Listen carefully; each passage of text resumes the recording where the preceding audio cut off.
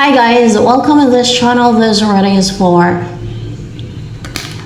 Taurus, Virgo, Capricorn. Energy of Taurus, Virgo, Capricorn.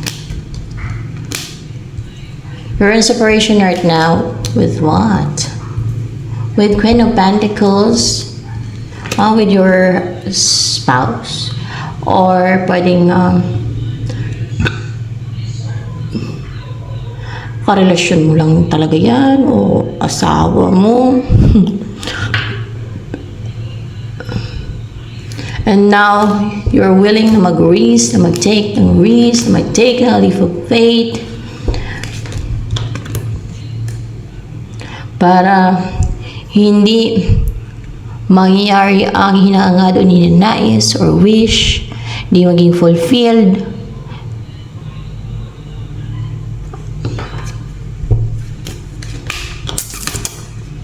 Etong Queen of Cups in reverse na cold, vicious, siguro sa yung love life na gusto mong pakialaman. Kasi gusto mong mag-umpisa na yung hindi nagagawa ng deceit, hindi ka na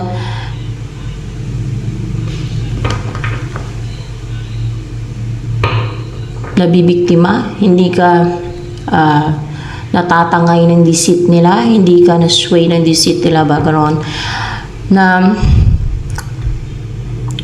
sa ganoon ay makapag-umpisa ka na ng committed relationship, ganyan. Or pwede din na para ma-attract mo na yung pera, opportunities, and even love. Yung person na totoong nagmamahal sa'yo,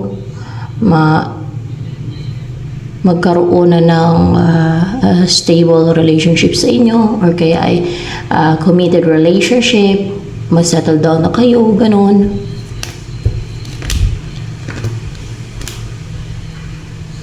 Nine of Wands and reverse, and the Sun and reverse. Para itong mga nang i-intimidate sa'yo, yung mga nananakot sa'yo, mga ginagawa ka nilang takot para ma-intimidate ka, maduwag ka, kabahan ka, ay hindi sila mag-succeed. No? Ay hindi nila makuha yung gusto nila, yung ninanais nila na manakbo ka palayo, na maging duwag ka. Baka gusto ka nilang takutin, no? Meron pa namang mga tao na pag takot ka, tungtuwa sila, kaya manakot sila. Para bang katulad ng mga fallen angel, pag takot ka, lalo ka nila takutin, tungtuwa sila. Ganon. Kagaya ng mga demonyo na lang. Di ba? Pag takot ka, lalo ka nilang tatakutin kasi takot ka, tungtuwa sila, kaya nga sila nananakot eh. Kasi nga, tungtuwa sila sa pananakot. Lalo ka immature ka yan. Kung may demonyo yun sa katawan, at yan ang kanilang tripping, di ba? Pananakot. Wait lang.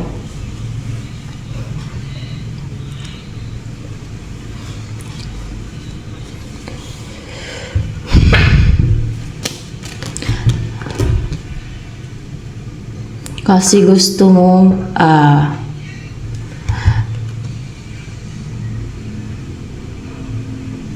makita ka nilang confident, brave, strong, hindi takot, na mag-risk, na mag-take ng leap of faith, na mag-succeed ka sa goals mo, na may focus ka, hindi ka nila ma-distract, hindi ka nila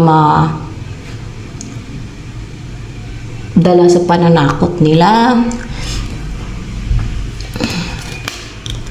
And that I did, gusto mo magkaroon ng stability sa buhay mo, sa relationship, sa love life mo, or sa stability sa inyo ng person mo. Kung meron ka ng person na tina-target ba, na para magkaroon ng stability sa inyo, na magsama kayo, na mag-umpisa na kayo mag-build ng family, gano'n. Para makapag-umpisa na kayo na bumuo ng family talaga eh. Kasi may 4 wands ito, makasal, ganyan.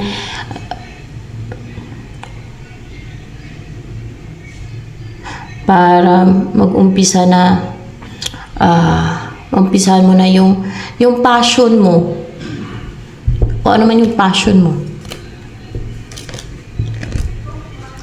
ito yung passion mo, yung hindi ka nang nahirapan. So, ibig sabihin gusto mo yung kasama mo yung person mo, hindi ka nag-ghosting, magkaroon ng collaboration sa inyo, bubuo kayo ng anak, ganyan, yun ang passion mo. Meron kayong i-build family, meron kayong i-build mga anak, ganyan, buuin, build ba yun? Meron kayong gagawin, yan. Gagawa kayo ng bata, yun ang passion mo. Kasi clarified by this, no? Hindi ka na nilalamigan paggabi kasi may katabi ka, ganun. Kasi Five of Pentacles in reverse, hindi ka na nalamigan paggabi, nainit, hindi naman siguro sa mainitan, no? Kundi maramdam ka na ng init kasi may katabi ka, o gagawa kayo ng baby. Ayan, may baby, bata, ayan.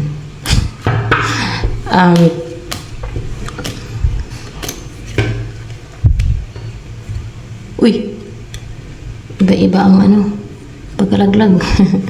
Nakakaiba to.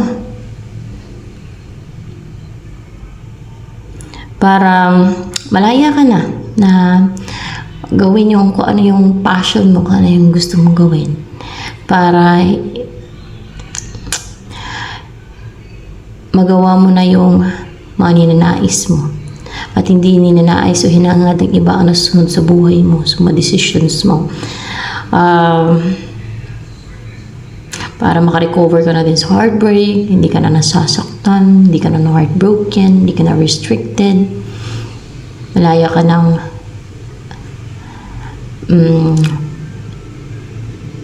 gawin ang passion mo, at yan talaga yung gusto mo ate.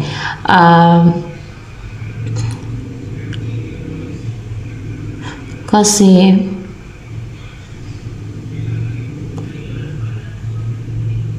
malungkot ka, sad ka, or full of regrets. Or may kulang talaga sa buhay mo, kumbaga gano'n lang. Full of regrets sa mga nawala sa'yo. Gusto mo makarecover sa heartbreak. Gusto mo makawala sa mga restrictions, sa pumipigil sa'yo na magtagumpay o na makilala in the public eye. Kung yan ang gusto mo, magtagumpay na niya. Victory. Gusto mo magtagumpay na makapag-effort na, or tuloy-tuloy na yan yung klaro rin yung isipan mo, yung judgment mo. Wala na napapaklouded sa iyong judgment. Hindi na makapang-atake yung mga monitoring spirits. Hindi na sila makapag-clouded ng judgment mo.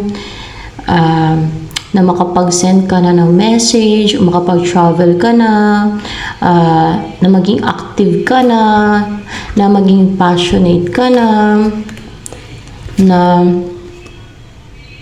malaya ka na magmahal, o nawala ng imposible na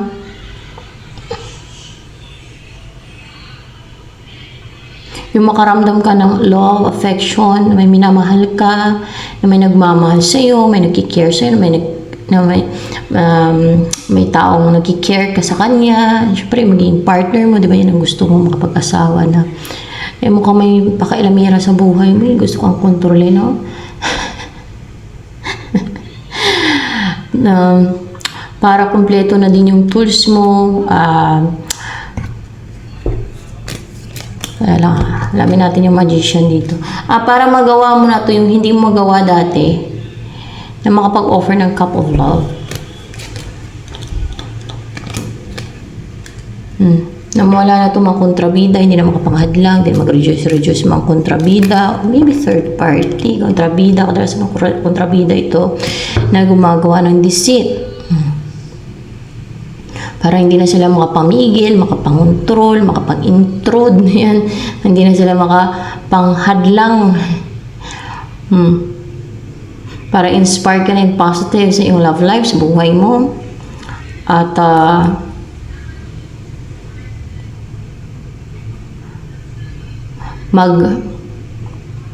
clarify ko ito.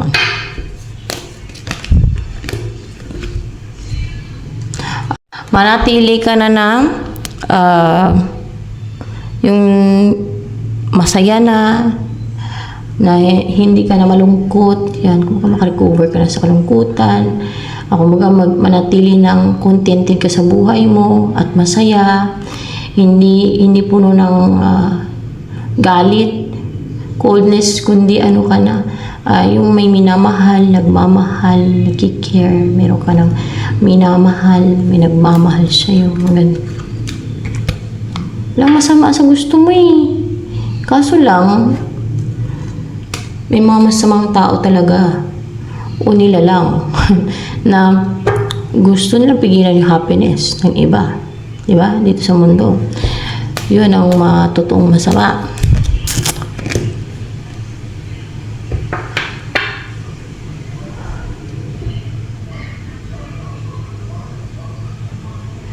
Ang gusto mo ay hindi ka na nagja-juggling, magagawa mo na yung mga gusto mo. Wow.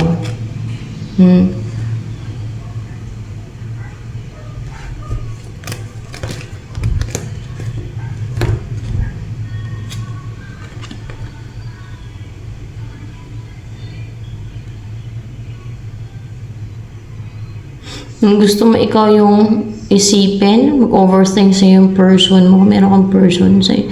Ikaw yung isipin niya ng isipin, mag-overthink siya sa'yo na ikaw yung gusto niyang bumuo ng family with. Ikaw yung wish fulfillment niya. Ikaw yung gusto niyang mapangasawa, ganyan.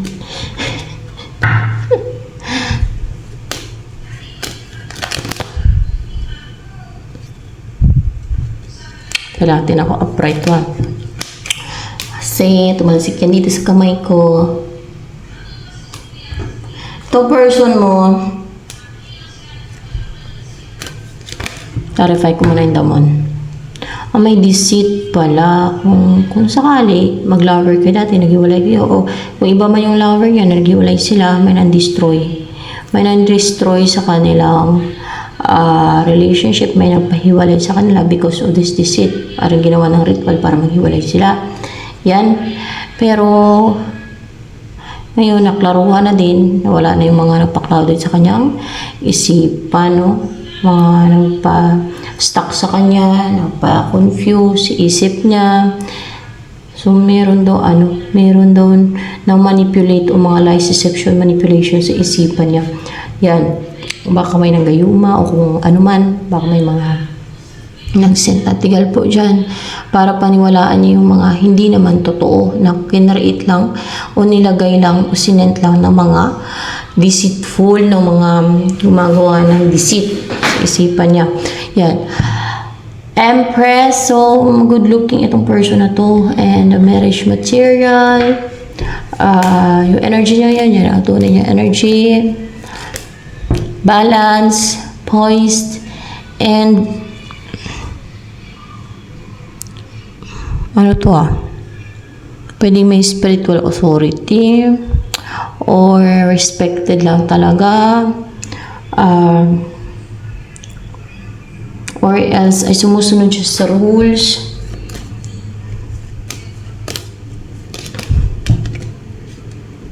Ano to, kayong dalawa to, so ready na siya to build a strong bond with you, na mag-build kayo ng strong bond nitong person na to. Pero may lies and deception and manipulation sa isipan niya na may nag-send niyan itong lumalayo.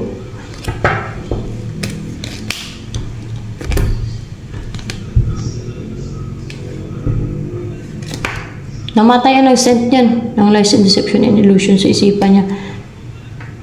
Pero meron pa atang lies, deception and manipulation, baka orasyon.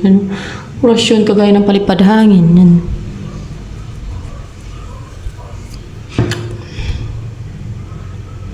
Pero patay na daw, no? Yung nag-send niya ng lies, deception, manipulation. Mga orasyon yan, guys.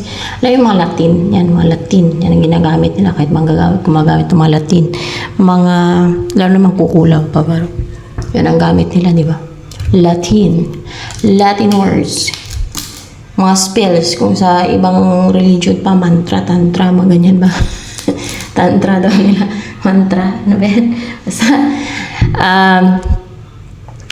so ready na siya hindi siya maging mailap sa iyo. Kabila na may mga orasyon yun sa katawan niya, sa ulo niya, sa utak niya. Siguro matatanggal naman yan, lalo kung ipagamot mo yan sa marunong magtanggal ng mga orasyon, mga lies, deception, manipulation sa isipan. Yan.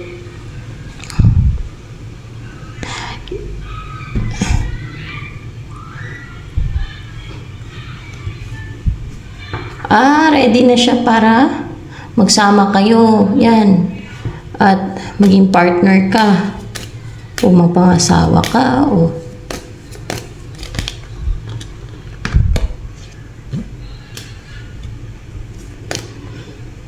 ready na siya na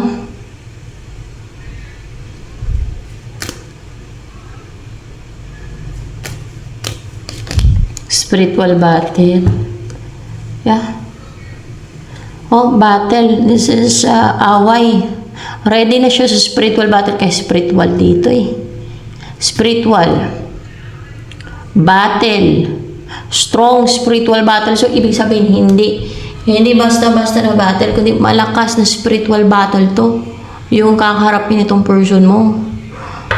Ewan ko, person mo yan. Mari. Malakas na spiritual battle ang kakaharapin niya. At handa na siya. Kumbaga malakas na siya. Ready na siya.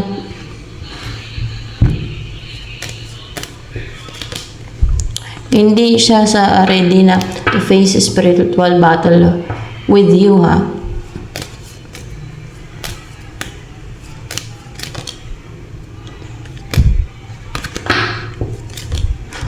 Yung makatandem ka. So, hindi ibig sabihin na yung magkaroon ng spiritual battle sa inyo. Hindi, Hindi kayo magtatalo, hindi kayo mag-aaway, ha? Hindi kayo mag-aaway ng spiritual battle. Bayan? Hindi kayo mag-aaway through spiritual battle. Hindi kayo magkakaroon ng spiritual battle, okay?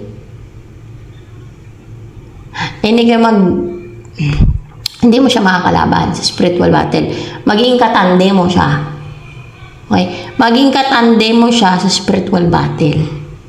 Yan. At malakas kayo. Pag nagsama kayo, malakas kayo. Siguro napakalakas nyo. May experience ka na kayo sa spiritual battle. Spiritual na labanan. Hindi gamit ang mga dyan. Ang kamay. Hindi yan. Hindi yan. Agaya ng yung gagamit ka ng sword or bow and arrow. Ano yan eh? Labanan ng, paano ba? Should I explain it? Alam naman ata ng mga marami yan kung ano yan. Ay, hindi ganun ka, dyan. Ewan.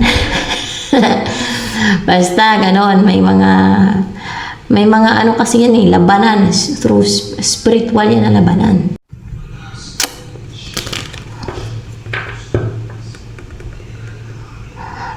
Malalaman nyo na lang yan. Kung ano yung kaharapin nyo. So, hindi po lahat ay makarelate dito. Maaaring yung ilan sa inyo makarelate. Maaaring yung iba sa inyo hindi. Pwede din reversal yung sa iba. So, yan. Hanggang dito na lamang for Taurus, Virgo, Capricorn.